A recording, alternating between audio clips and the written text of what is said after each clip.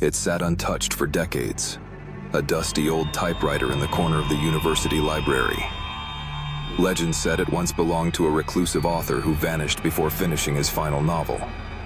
Most people ignored it, but one late night, a curious student decided to try it out. The keys were stiff at first, then loosened as if recognizing familiar hands. Suddenly, the carriage began to move on its own, hammering out words in a frantic rhythm. The message was clear: "Help me finish my story." The student froze, heart pounding. He typed back a question: "Who are you?" The machine answered with the author's signature. Over the next nights, the messages grew stranger. Plot outlines, character names, even personal confessions the author had never shared.